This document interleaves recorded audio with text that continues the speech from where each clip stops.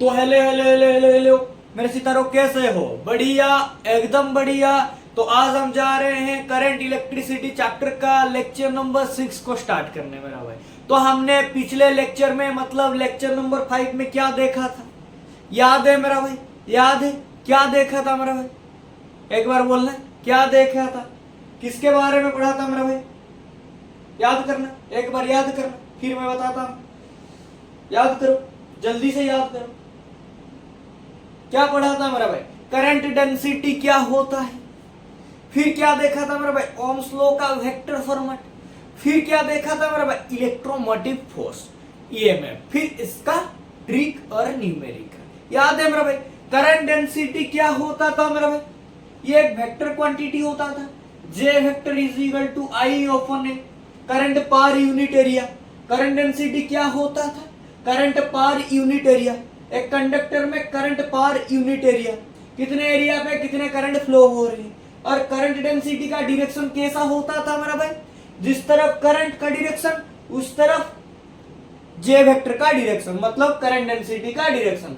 मतलब करंट का डायरेक्शन ऐसा कुछ है तो जे वेक्टर का डायरेक्शन और करंट डेंसिटी का डायरेक्शन कैसा हो जाएगा? उसी तरफ हो जाएगा।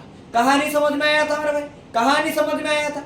फिर ओम्स लॉ देखे थे, ओम्स लॉ का वेक्टर फॉर्मेट। वहां पे क्या किया था मेरा भाई? क्या क्या थे? चांद से तार लेके बैठा दिए थे, vector component, equivalent vector component. v is equal to क्या होता था मेरे भाई? I R. v का वेक्टर कंपोनेंट क्या होता था मेरे भाई? Equivalent vector component potential difference का del v is equal to I R होता था। तो पोटेंशियल डिफरेंस का इक्विवेलेंट वेक्टर कंपोनेंट क्या होता था? Electric field E vector is equal to I का वेक्टर कंपोनेंट क्या होता था? J vector. रो का रेजिस्टिविटी, रो सॉरी आर का रेजिस्टिविटी क्या होता था मेरे भाई? आर का रो होता था रेजिस्टिविटी। ये कहानी समझ में था मेरे भाई? ये कहानी समझ में आया था? याद है? याद है? पूरा करूंगा तो आज का लेक्चर का आधा टाइम ये ले जाएगा, आधा टाइम ये ले जाएगा। तो याद है मेरे भाई? ये सब कंसेप्ट याद है? फिर प्रूव कैसे किए थे? I is equal to V ना, I is equal to V ना VDENA, इसी से प्रूव किए थे। VD क्या होता है मेरे भाई? Drip velocity. ड्रिप वेलोसिटी का एक्सप्रेशन क्या था मेरे भाई? EV upon ml tau. इसको यहाँ पे पुट किए थे, फिर यहाँ से एक्सप्रेशन आया था, वहां से हम रेजिस्टेंस रेजिस्टिविटी निकाले थे। इसी एक्सप्रेशन के मदद से हमने इसका प्रूव किया था मेरा भाई, प्रूव किया था। फिर EMF क्या होता था मेरे भाई? इलेक्ट्रोमोटिव फोर्स क्या होता था मेरे भाई? एक open circuit of a cell का potential difference is known as EMF. मतलब इसका potential difference known as EMF, मतलब पोटेंशियल डिफरेंस के साथ ईएमएफ इक्वल होता था। ये कैसा टर्मिनल होता था मेरे भाई? बड़ा वाला टर्मिनल पॉजिटिव टर्मिनल और हायर पोटेंशियल टर्मिनल। छोटा वाला टर्मिनल कैसा होता था मेरे भाई? नेगेटिव टर्मिनल और lower potential terminal. Always del V is equal to क्या होता था मेरा भाई? V plus minus V minus, मतलब higher potential terminal minus lower potential terminal. तो पिछले लेक्चर में हम ये सब टॉपिक को कवर किए थे, याद है?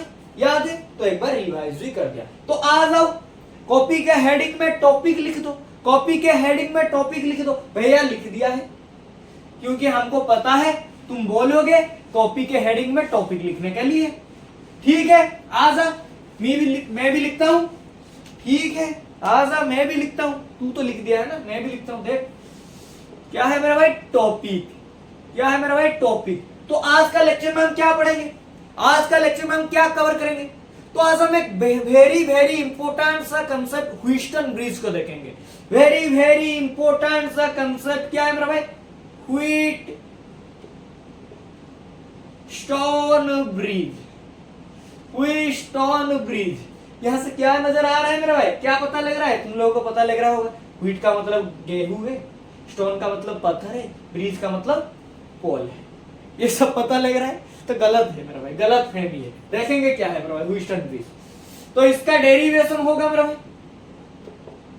जो एग्जाम में बहुत बार आ जाता है तुम्हारा क्लास 12 एग्जाम में, और जेईई नीट में इसका कंसेप्ट क्वेश्चन पूछ लेगा, इसका कंसेप्ट से क्वेश्चन पूछ लेगा। तो इसके बारे में सारा जानकारी आज लेंगे, इसके बारे में सारी जानकारी आज लेंगे।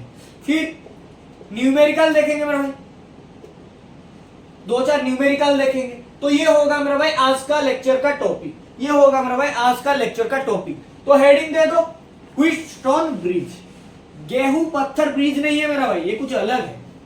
करंट का चैप्टर पढ़ रहे मतलब रेजिस्टेंस का खेल होगा, करंट का चैप्टर पढ़ रहे मतलब रेजिस्टेंस का खेल होगा।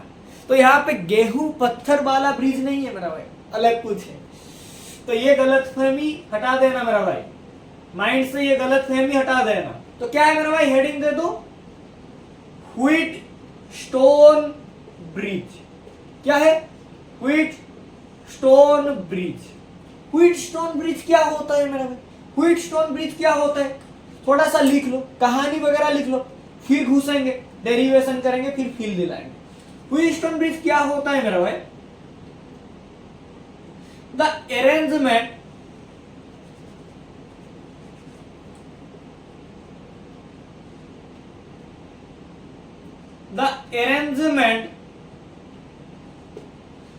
of four resistance।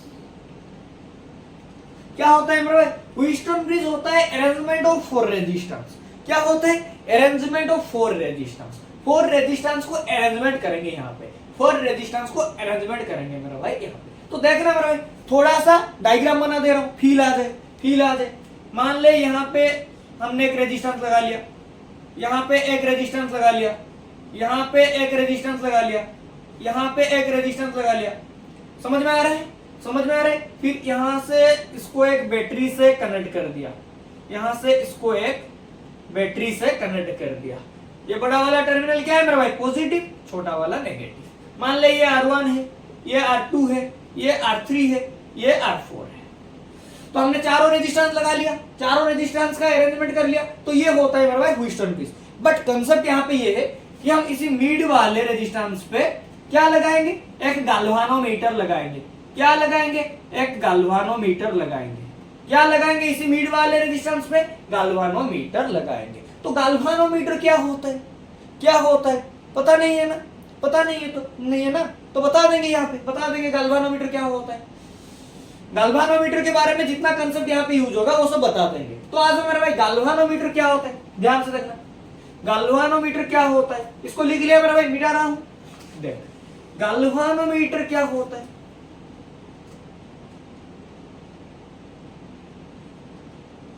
गाल्वानोमीटर क्या होता है?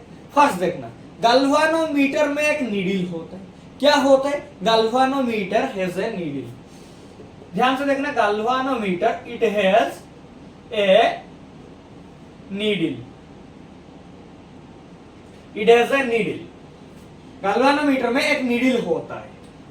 If current flow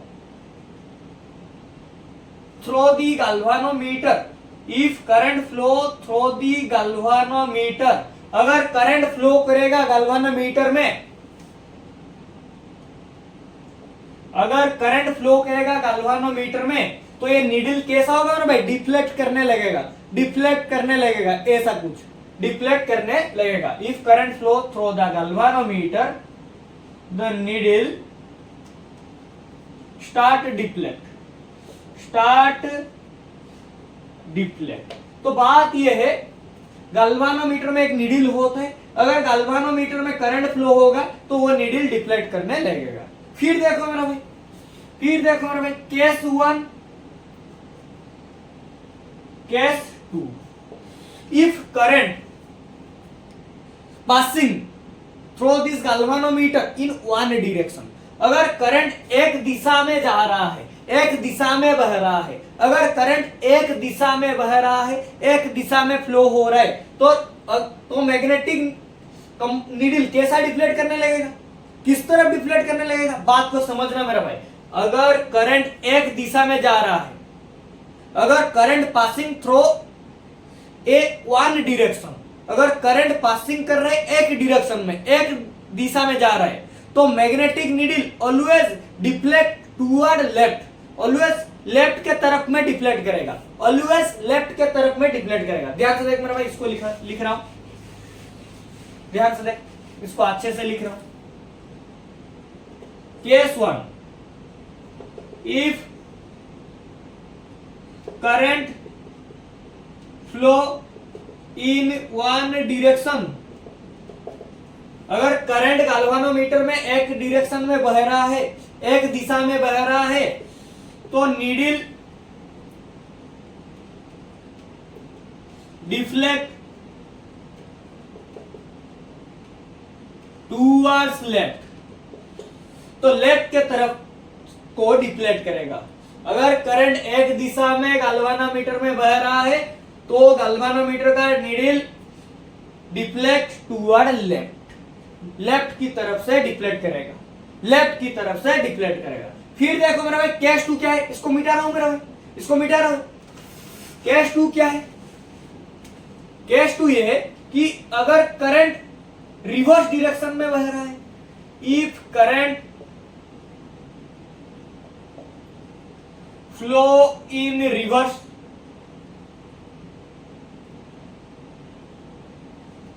if current flow in reverse, then needle deflect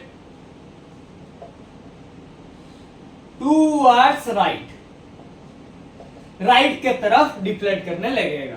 क्या है मेरा भाई? राइट के तरफ डिफ्लेक्ट करने लगेगा। बात को पकड़ना मेरा भाई बहुत इंपॉर्टेंट है, बहुत इंपॉर्टेंट है मेरा भाई, बात को पकड़ना ध्यान से मेरा भाई, बहुत इंपॉर्टेंट है। अगर करंट एक दिशा में फ्लो हो रहा है गाल्वानोमीटर में, तो गाल्वानोमीटर का नीडल बाएं तरफ डिफ्लेक्ट करने लगेगा, बाएं तरफ डिफ्लेक्ट करने लगेगा। अगर करंट फ्लो हो रहा है रिवर्स डायरेक्शन में गाल्वानोमीटर में, तो नीडल दाहिने का तरफ डिफ्लेक्ट करने लगेगा, दाहिने का तरफ डिफ्लेक्ट करने लगेगा, डिफ्लेक्ट टुवर्ड राइट, यहाँ पे डिफ्लेक्ट टुवर्ड लेफ्ट, यहाँ पे डिफ्लेक्ट टुवर्ड राइट। ये बात पता चल गया मेरा भाई, ये बात पता चल गया, पता चल गया ना नहीं चल गया मेरा भाई? ये सब बात गाल्वानोमीटर के बारे में पता चल गया, ये छोटी छोटी बात यहाँ पे यूज होने वाला है। तो आ जाओ टॉपिक को, आ जाओ देखना मेरा भाई, ध्यान से देखना, अभी ध्यान से देखना। मान ले ये ह्यूस्टन ब्रिज है, इसको बनाएंगे, अच्छे से बनाएंगे। कैसे मेरा भाई? अच्छे से।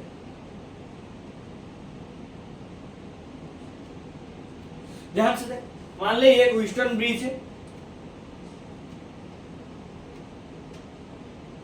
क्या है? ह्यूस्टन ब्रिज है। यहाँ पे रेजिस्टेंस R1 है, यहाँ पे रेजिस्टेंस R2 है, यहाँ पे रेजिस्टेंस R3 है, यहाँ पे रेजिस्टेंस R4 है। समझ में आ रहा है? यहाँ पे हमने इसका मिडिल में गाल्वानोमीटर को लगाया है, गाल्वानोमीटर को लगाया है। फिर इसी सर्किट को हमने एक बैटरी से कनेक्ट किया है, एक बैटरी से कनेक्ट किया है। बड़ा वाला टर्मिनल पॉजिटिव सा टर्मिनल होता है, हायर पोटेंशियल टर्मिनल, छोटा वाला टर्मिनल नेगेटिव सा टर्मिनल होता है, लोअर पोटेंशियल टर्मिनल। और ये क्या होता है मेरे भाई? डेल्वी और ईएमएफ, पोटेंशियल डिफरेंस और इलेक्ट्रोमोटिव फोर्स होता है। ध्यान से देखना मेरे भाई, ध्यान से देखना, ध्यान से देखना। यहां से करंट फ्लो होने लगा, बहते बहते यहाँ पे ए है, ये क्या है मेरे भाई? ए। ये क्या है मेरे भाई? बी है। समझ में आ रहा है? ये ए है, ये बी है। ध्यान से देखना, ये ए है, ये बी है। ए से करंट ऐसा कुछ बहने लगा, करंट ए से इस तरफ बहने लगा, इस तरफ I1 करंट बहने लगा, इस तरफ I2 करंट बहने लगा। मतलब यहां से करंट एक दिशा में जा रहा था, बट ए पॉइंट पे करंट का दिशा चेंज हो गया। यहाँ पे करंट I1 बहने लगा ऊपर की तरफ, नीचे की तरफ करंट I2 बहने लगा, करंट I2 बहने लगा। ये क्या है? मान ली ये C है, ये D है। क्या है? C है, ये D है। करंट I1 बहते बहते बहते इस तरफ ऐसे गया, चुक चुक चुक चुक चुक, यहाँ से ऐसे फ्लो होके यहाँ से चला गया। I2 करंट यहाँ से बहते बहते बहते चुक चुक चुक चुक चुक चुक चुक, यहाँ से होते होते यहाँ से चला गया। बात पकड़ में आ गया, बात पकड़ में आ गया कि यहाँ से करंट ऐसे गया, ए तक एक दिशा में था, फिर यहाँ पे करंट ऊपर से I1 करंट फ्लो होने लगा, नीचे में I2 करंट फ्लो होने लगा। I1 करंट ऐसे बहते बहते बहते बहते यहाँ से होते होते यहाँ से चला गया। I2 करंट यहाँ से नीचे से बहते बहते बहते बहते यहाँ से चला गया। कहानी समझ में आ गया? समझ में आ गया? समझ में आ गया? इफ अगर इसी गाल्वानोमीटर में, इसी CD में करंट फ्लो नहीं हो रहा है, करंट फ्लो नहीं हो रहा है, तो क्या होगा मेरा भाई? Let if current does not flow through this galvanometer मतलब सीडी में galvanometer। तो क्या होगा मेरे भाई, सोच लो एक बार, सोच लो फिर बताता हूं। तो क्या होगा मेरे भाई, क्या होगा मेरे भाई, क्या होगा? करंट फ्लो नहीं हो रहा है, यहाँ पे करंट फ्लो नहीं हो रहा है, तो यहाँ पे करंट क्या हो जाएगा मेरे भाई, आई क्या हो जाएगा, जीरो हो जाएगा। करंट जीरो हो रहा है तो यहाँ पे पोटेंशियल डिफरेंस क्या हो जाएगा मेरे भाई, इसी सीडी में यहाँ पे पोटेंशियल डिफरेंस क्या हो जाएगा, जीरो हो जाएगा। डेल वी क्या हो जाएगा, जीरो हो जाएगा। तो करंट जीरो हो गया तो पोटेंशियल डिफरेंस भी जीरो हो गया। कहानी समझ में आया? इतना तक कहानी समझ में आ गया है, इतना तक कहानी समझ में आ गया मेरा भाई, समझ में आ गया। तो यहाँ पे क्या हो गया मेरा भाई, ये जो ब्रिज बनाए थे ये क्या हो गया, बैलेंस हो गया। क्या हो गया, व्हीटस्टोन ब्रिज बैलेंस हो गया। ये जो व्हीटस्टोन ब्रिज था ये बैलेंस हो गया। समझ में आया, समझ में आया। जब हमने बोला अगर इसी सीडी में, अगर इसी गाल्वानोमीटर में करंट फ्लो नहीं हो रहा है, करंट फ्लो नहीं हो रहा है, तो करंट क्या हो जाएगा, यहाँ पे जीरो हो जाएगा। तो करंट जीरो है तो पोटेंशियल डिफरेंस क्या हो जाएगा, जीरो हो जाएगा। तो ये क्या हो गया, ये ब्रिज, ये जो व्हीटस्टोन ब्रिज क्या हो गया, बैलेंस हो गया। मतलब यहाँ पे कुछ करंट नहीं है, कुछ करंट नहीं है, तो यहाँ ये वाला ब्रिज क्या हो गया, बैलेंस हो गया। कहानी इतना तक था, कहानी इतना तक था। फिर डिराइव करेंगे, तो इसको जल्दी से छाप लो मेरा भाई, जल्दी से छाप लो। छाप लिया, छाप लिया। आगे बढ़ते हैं, आगे बढ़ते हैं, आगे बढ़ते हैं। देखो मिटा रहा हूं, मिटा रहा हूं, देखो ध्यान से देखो मेरा भाई। अगर इसमें करंट जीरो हो गया, पोटेंशियल जीरो हो गया, तो ये पूरा बैलेंस हो गया, ये व्हीटस्टोन ब्रिज बैलेंस हो गया। अभी ध्यान से देखना मेरा भाई, ध्यान से देखना। अप्लाइंग ओम्स लॉ यहाँ पे अप्लाई करना। ओम्स लॉ क्या होता है मेरा भाई, V is equal to I R, V is equal to I R, del V is equal to I R. ये होता है मेरा भाई, ये होता है। तो ध्यान से देखना मेरा भाई, यहाँ पे अप्लाई करना Ohm's law. Applying Ohm's law in resistance 1 and resistance 2, resistance 1 and resistance 2। यहाँ पे ओम्स लॉ अप्लाई करना मेरा भाई। तो क्या हो जाएगा मेरे भाई, ध्यान से देखना, ध्यान से देखना। V इज इक्वल टू क्या होता है, IR होता है। तो देखना मेरे भाई, A से बहते बहते C तो क्या है, R1। अभी दो रेजिस्टेंस में देखेंगे, R1 और R2 रेजिस्टेंस में। तो ध्यान से देख, A से C तो क्या है, तो यहाँ पे पोटेंशियल डिफरेंस क्या हो जाएगा, VA minus VC is equal to क्या हो जाएगा, IR। I करंट, करंट कितना है, I1 है। करंट क्या फ्लो हो रहा है, I1 करंट यहाँ पे जा रहा है, I1 है। और रेजिस्टेंस कितना है, R1 है। रेजिस्टेंस कितना है, R1 है। फिर देखना मेरा भाई, फिर देखना मेरा भाई, इसी C से I1 करंट, ये क्या है मेरा भाई, I1 करंट। C से I1 करंट बहते बहते यहाँ तक आ रहे हैं, B तक आ रहे हैं, B तक आ रहे हैं। यहाँ से A से C तक गया, C से B तक आया। ध्यान से देखना मेरा भाई, ध्यान से देखना। तो यहाँ पे क्या हो जाएगा मेरा भाई, VC minus VB, potential difference. तो IR होता है, तो I1 है, करंट 1 फ्लो हो रहा है। रेजिस्टेंस क्या है मेरा भाई, R2 है। रेजिस्टेंस क्या है मेरा भाई, R2 है। तो यहां से क्या आ जाएगा मेरा भाई, यहां से क्या आ जाएगा, मान लो ये इक्वेशन 1 है, ये इक्वेशन 2 है। इसी दोनों इक्वेशन से क्या आ जाएगा मेरा भाई, फ्रॉम इक्वेशन 1 एंड 2। ध्यान से देखना मेरा भाई, ध्यान से देखना। VA minus VC upon VC minus VB is equal to I1 R1 I1 R2। तो क्या हो जाएगा मेरा भाई, यहाँ पे I1 करंट तो सेम है, करंट सेम है ना, तो I1 कट जाएगा। तो क्या हो जाएगा मेरा भाई, R1 बटे R2, R1 बटे R2। तो क्या हो जाएगा मेरा भाई, यहाँ पे क्या हो जाएगा, ध्यान से देख, यहाँ पे लिख दे रहा हूं, VA minus VC upon VC minus VB is equal to R1 बटे R2। इसको इक्वेशन 1, इक्वेशन 3 दे दे। क्या दे दे, इक्वेशन नंबर 3। समझ में आ गया, इक्वेशन नंबर 3। फिर देख मेरा भाई, फिर देख, यहाँ पे समझ आया ना, कहानी समझ में आया ना। तो A से करंट बहते बहते I1 करंट बहते बहते C तक जा रहे हैं, C से I1 करंट बहते बहते B तक आ रहे हैं। तो यहाँ पे पोटेंशियल डिफरेंस क्या हो रहा है, VA minus BC is equal to I1 R1, VC minus BB is equal to I1 R2। फिर इसी दोनों इक्वेशन से हमने क्या पाया, VA minus BC is equal to VC minus BB is equal to R1 upon R2। फिर देखना मेरा भाई, फिर ओम्स लॉ को अप्लाई करेंगे R3 R4 रेजिस्टेंस में, R3 R4 रेजिस्टेंस में। इसको छाप लिया है मेरा भाई, मिटा रहा हूं, ध्यान से देख, ध्यान से देख।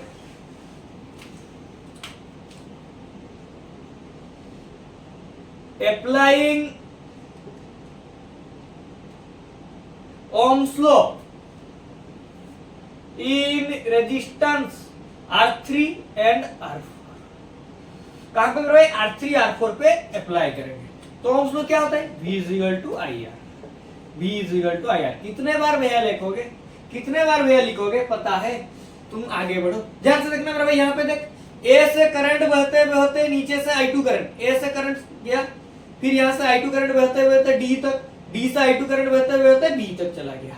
तो यहाँ पे पोटेंशियल डिफरेंस क्या होगी जाएगा मेरा भाई, A से D तक, मतलब VA minus VD is equal to IR। I क्या है मेरा भाई, I2 है। रेजिस्टेंस क्या है मेरा भाई, R3 है। क्या है, R3 है। इसको मान ले ये IV, इक्वेशन नंबर IV है। फिर देख मेरा भाई, फिर देख D से बहते बहते B तक गया है, D से बहते बहते B तक गया है, मतलब VD minus VB is equal to I क्या है मेरा भाई, I2 है। रेजिस्टेंस क्या है मेरा भाई, R4 है। तो इसको इक्वेशन नंबर 5 दे दे। फिर इसी दोनों इक्वेशन से क्या हो जाएगा मेरा भाई, from equation IV and V क्या आ जाएगा मेरा भाई, VA minus VD upon VD minus BB is equal to क्या आ जाएगा मेरा भाई, क्या आ जाएगा, ध्यान से देख, I2 तो कट जाएगा करंट से में, तो R3 बटे R4 हो जाएगा। इसको इक्वेशन नंबर 6 दे दे, तो यहाँ पे पोटेंशियल क्या हो जाएगा, सेम हो जाएगा। जब पिछले बार इक्वेशन नंबर 3 निकाले थे, पोटेंशियल क्या हो जाएगा, सेम हो जाएगा ना, ऑब्वियसली सेम हो जाएगा, बैलेंस है यहाँ पे, बैलेंस। इसको हमने जब यहाँ पे करंट को जीरो किया तो पोटेंशियल डिफरेंस जीरो हो गया, तो यहाँ पे क्या हो गया, ये ह्यूस्टन ब्रिज बैलेंस हो गया। अभी देखना मेरा भाई, इसको छाप लिया भैया, छाप लिया हूं, हम तो छापा रुस्तम है, ठीक है, मिटा रहा हूं। अभी देखना, from equation number 3 and 6, from equation 3 and 6, equation 3 और 6 से क्या मिलेगा मेरा भाई, क्या मिलेगा, ध्यान से देख। पोटेंशियल अगर सेम हो जाएगा तो क्या आ जाएगा, R1 बटे R2 is equal to R3 बटे R4, R1 बटे R2 is equal to R3 बटे R4। ये होता है मेरा भाई the expression of Wheatstone bridge, expression of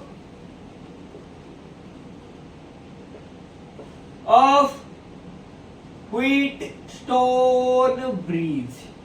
कैसा ब्रिज, तुम लोग बोलोगे भैया गेहूं पत्थर वाला पुल, फिर से गलतफहमी हो रहा है, फिर से नहीं, अभी तो पता चल गया ना क्या है, व्हीटस्टोन ब्रिज का एक्सप्रेशन ये है। हमेशा इसको याद रखना मेरा भाई, वेरी इंपॉर्टेंट, ये न्यूमेरिकल में यूज होगा।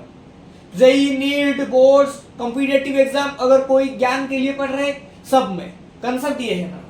अभी क्या करेंगे, न्यूमेरिकल करेंगे। बढ़िया न्यूमेरिकल लेके आया हूँ, 2-4 न्यूमेरिकल बढ़िया लेके आया हूँ, करेंगे। अभी इसको लिख लो, जल्दी से छाप लो मेरा भाई, फिर न्यूमेरिकल को स्टार्ट करते हैं। ध्यान से देखना मेरा भाई, लिख लिया, छाप लिया, ये सबको मिटा रहा हूँ। व्हीटस्टोन ब्रिज क्रिस्टल क्लियर हो गया। गैल्वेनोमीटर के बारे में जितना बताया वो क्लियर हो गया। अगर करंट एक दिशा में गैल्वेनोमीटर में जा रहा है तो क्या होगा, नीडल लेफ्ट के तरफ डिफ्लेक्ट होना शुरू करेगा। अगर करंट रिवर्स डायरेक्शन में गैल्वेनोमीटर में फ्लो हो रहा है तो नीडल कैसा होगा मेरा भाई, राइट के तरफ डिफ्लेक्ट करना शुरू करेगा, toward right, deflect toward right. यहाँ पे डिफ्लेक्ट टुवर्ड लेफ्ट, यहाँ पे डिफ्लेक्ट टुवर्ड राइट। तो अभी देख मेरा भाई न्यूमेरिकल करते हैं, 2-4 न्यूमेरिकल करते हैं, बोर्ड के भी करेंगे, जेई वाले भी न्यूमेरिकल करेंगे, नीट के भी करेंगे। जो फंडामेंटल न्यूमेरिकल है, जहां से तेरा कंसेप्ट और ज्यादा चमक जाएगा, तो इसका करेंगे फर्स्ट, फिर देखेंगे नीट जेई वाला न्यूमेरिकल को, हो सकता है अगले लेक्चर में।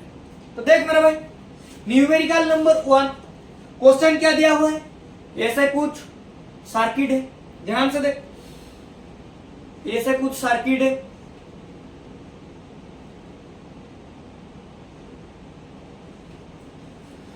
फिर यहां पे एक सर्किट लगा हुआ है, यहां पे एक सर्किट लगा हुआ है, ये ए है, ये बी है, यहां पे रेजिस्टेंस कितना दिया हुआ है मेरा भाई, 4 ओम दिया हुआ है, यहाँ पे 1 ओम दिया हुआ है, यहाँ पे 3 ओम दिया हुआ है, यहाँ पे 8 ओम दिया हुआ है, यहाँ पे 2 ओम दिया हुआ है। क्या पूछ रहा है, फाइंड द इक्विवेलेंट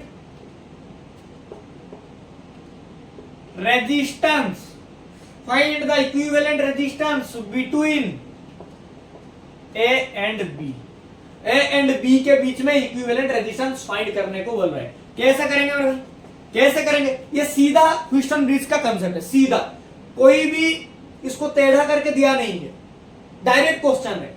देखना मेरे भाई, इसको मान लो यहाँ पे करंट फ्लो नहीं हो रहा है, यहाँ पे करंट फ्लो नहीं हो रहा है, इस वाले रेजिस्टेंस में करंट फ्लो नहीं हो रहा है, समझ में आ रहा है, ये मिडिल वाले रेजिस्टेंस में करंट फ्लो नहीं हो रहा है, तो इसको ऐसा कुछ बना लो मेरा भाई, R1 मान लो, ये R1 है, ये R2 है, ये R3 है, ये R4 है। तो ह्यूस्टन ब्रिज का अभी अभी एक्सप्रेशन निकाले, क्या निकाले मेरे भाई, इसको हमने क्या कर दिया, बैलेंस कर दिया, करंट को जीरो कर दिया, तो पोटेंशियल क्या हो गया, जीरो हो गया, मतलब बैलेंस हो गया। तो ह्यूस्टन ब्रिज का डायरेक्ट एक्सप्रेशन पका लो, R1 बटे R2 is equal to R3 बटे R4। तो ध्यान से देखना, यहाँ पे R1 क्या है मेरा भाई, 4 ओम है, R2 क्या है मेरा भाई, 1 ओम है, R3 क्या है मेरा भाई, 8 ओम है, R4 क्या है मेरा भाई, 2 ओम है। तो यहां से 2 से कटेगा 8, 4 ओम हो गया, तो क्या हो गया मेरा भाई, 4 ओम इज इक्वल टू 4 ओम, क्या हो गया, 4 ओम इज इक्वल टू 4 ओम। तो यहाँ पे इक्विवेलेंट रेजिस्टेंस क्या हो गया मेरा भाई, 4 ओम। चमक गया मेरा भाई, ये न्यूमेरिकल पूरा चमक गया है, चमक गया है, हाँ भैया चमक गया, आगे बढ़ो आगे बढ़ो, ठीक है। अभी देख, अभी चांद वाला न्यूमेरिकल करता हूं, चांद वाला और चमक जाएगा, ध्यान से देख, चांद वाला न्यूमेरिकल करता हूं और चमक जाएगा, यहां से गिर जाएगा तो क्या होगा, ठीक है भैया, जल्दी से लिखो, जल्दी से लिखो प्रॉब्लम। देख मेरा भाई, ऐसे पूछे मेरा भाई, ऐसे कुछ रेजिस्टेंस हुआ है,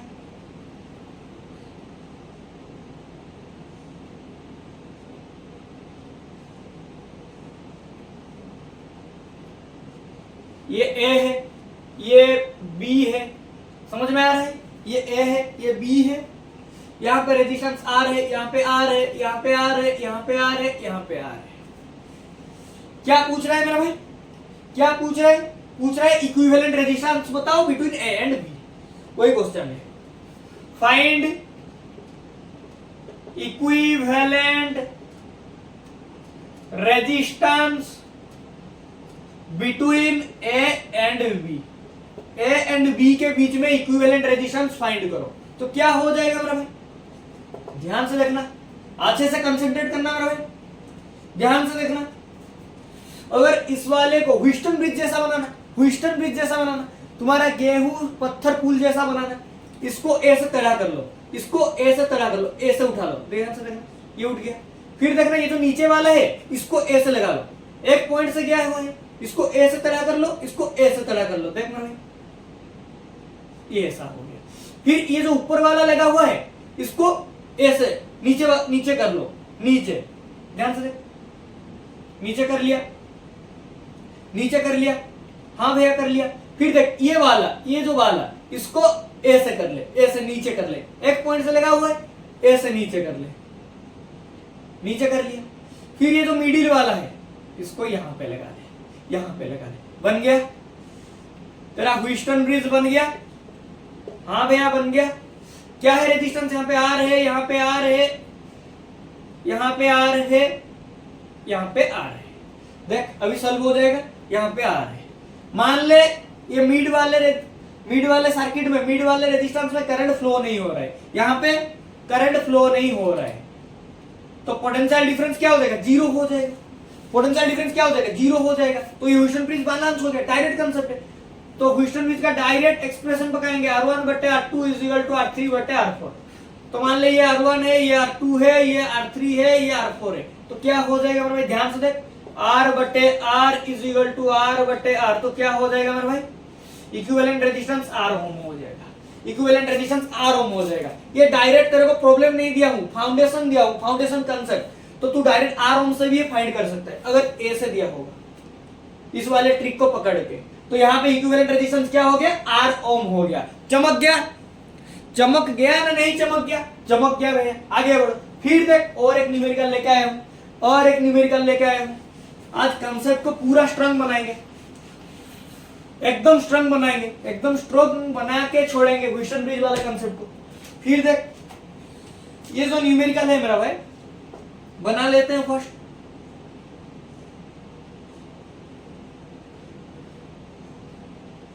ऐसा कुछ दिया हुआ है सर्किट, ये A है, ये B है, ये A है, ये B है, समझ में आ रहा है। फिर मिड में दो रेजिस्टेंस को लगा लिया है, दो रेजिस्टेंस को लगा लिया है, ध्यान से देख। यहाँ पे पोटेंशियल V है, यहाँ पे पोटेंशियल 0 है, क्वेश्चन बोल रहा है। यहाँ पे रेजिस्टेंस 2R है, यहाँ पे R है, यहाँ पे रेजिस्टेंस 2R है, यहाँ पे रेजिस्टेंस क्या है मेरा भाई, 2R है, यहाँ पे 2R, यहाँ पे R है, यहाँ पे R है, यहाँ पे 2R है, ये वाला रेजिस्टेंस में 2R है, यहाँ पे R है, समझ में आ गया। 2R है, यहाँ पे R है, ध्यान से देखना मेरा भाई, ध्यान से देखना। यहाँ पे इक्विवेलेंट रेजिस्टेंस फाइंड करना बिटवीन A एंड B, वही वाला कंसेप्ट है, find equivalent resistance between A and B। तो A एंड B के बीच में, A एंड B के बीच में इक्विवेलेंट रेजिस्टेंस फाइंड करो। तो क्या करना पड़ेगा मेरा भाई, यहाँ पे दो कंसेप्ट यूज होगा जिसको हमने पढ़ा नहीं है, एक सीरीज वाला कंसेप्ट, एक पैरेलल वाला कंसेप्ट। तो ध्यान से सुनना मेरा भाई, जब रेजिस्टेंस सीरीज में दे, कैसे मेरा भाई, सीरीज में दे, तो इक्विवेलेंट रेजिस्टेंस क्या हो जाएगा मेरा भाई, इक्विवेलेंट रेजिस्टेंस क्या हो जाएगा, Re is equal to R1 plus R2 plus Rn। जब पैरेलल में दे तो इक्विवेलेंट रेजिस्टेंस क्या हो जाएगा मेरा भाई, 1/R1 plus 1/R2 plus 1/Rn। तो इसको याद करना मेरा भाई, इसको पढ़ेंगे, इसको पढ़ेंगे, इसका डेरिवेशन करेंगे। याद करना मेरा भाई, वो जो कैपेसिटर के केस में जब सीरीज में कैपेसिटेंस लगाते थे, पैरेलल में लगाते थे, इसका अल्टरनेट है यहाँ पे, इसका अल्टरनेट है यहाँ पे। मतलब सीरीज में क्या होता था, कैपेसिटेंस के केस में 1/CE is equal to 1/C1 plus 1/C2 plus 1/Cn। Parallel में क्या होता, CE is equal to C1 plus C2 plus C3 Cn। तो इसका अल्टरनेट है यहाँ पे। कहानी समझ में आ गया, कहानी समझ में आ गया। तो यहाँ पे देखो ये यूज होने वाले कंसेप्ट, इसको ऐसा बना लो मेरा भाई, ये दोनों को जोड़ लो। ये दोनों कैसा है मेरा भाई, सीरीज में है, दिख रहा है, सीरीज में है। तो 2 ओम 2 ओम क्या हो जाएगा मेरा भाई, सीरीज का कंसेप्ट के हिसाब से 4 ओम। तो इसको ऐसा कुछ बना लो, ऐसा कुछ बना लो। बना लिया, हाँ भैया बना लिया, तुम आगे बढ़ो, बना लिया, ठीक है। ये क्या है, A है, यहाँ पे पोटेंशियल V है, यहाँ पे पोटेंशियल क्या है, 0 है। ये क्या है, B है, ये A है, ये B है, समझ में आ गया। तो ये दो क्या हो गया और दो भैया मीड वाले रेजिस्टेंस को क्यों नहीं लगाया, मीड वाले रेजिस्टेंस को क्यों नहीं लगाया, अभी क्वेश्चन करोगे, नहीं क्वेश्चन करोगे। इसको हम ह्यूस्टन ब्रिज के हिसाब से इसको हम मान लेते हैं मिड वाले रेजिस्टेंस में करंट फ्लो नहीं हो रहा है, करंट फ्लो नहीं हो रहा है। अगर करंट फ्लो नहीं हो रहा है, यहाँ पे क्या हो जाएगा, I 0, तो पोटेंशियल डिफरेंस क्या हो जाएगा, 0। कहानी समझ में आ गया। तो ये जो ब्रिज है ये बैलेंस हो गया, ये जो सर्किट है बैलेंस हो गया। ध्यान से देख, ये 2R सीरीज में 4R हो गया, ये R सीरीज में क्या हो गया, 2R हो गया, ये 2R सीरीज में 4R हो गया। फिर ये जो तीनों है ये कैसा है मेरा भाई, पैरेलल में है, पैरेलल में है। तो 1/RE is equal to parallel का कंसेप्ट यूज कर लो, 1/4R plus 1/2R plus 1/4R। यहां से एलसीएम जाएगा, क्या हो जाएगा मेरा भाई, ये तो नहीं बताऊंगा, 8 9 का कंसेप्ट, क्या हो जाएगा 4r, 4r से 4r हो जाएगा 1r, 2r बटे 2r से 4r तो क्या हो जाएगा 2r प्लस 1r। तो क्या आ जाएगा मेरा भाई यहां से 1 बटे r इज इक्वल टू ऊपर क्या हो गया मेरा भाई 4r, नीचे 4r, तो क्या आ गया मेरा भाई 1 is equal to equivalent resistance. इसका इक्विवेलेंट रेजिस्टेंस क्या आ गया मेरा भाई 1 ओम। क्या आ गया 1 ओम। इसका इक्विवेलेंट रेजिस्टेंस क्या आ गया मेरा भाई 1 ओम। तो कहानी पता चल गया मेरा भाई। ये था मेरा भाई 3 न्यूमेरिकल, फाउंडेशन न्यूमेरिकल, जिसके मदद से तुम्हारा ये ह्यूस्टन ब्रिज का कंसेप्ट क्रिस्टल क्लियर और फंडामेंटल बहुत ज्यादा स्ट्रॉन्ग हो जाएगा। कहानी समझ में आ गया? मजा आया मेरा भाई इस लेक्चर में? मजा आया? तो मिलते हैं नेक्स्ट लेक्चर के साथ, लेक्चर नंबर 7 के साथ। Thank you.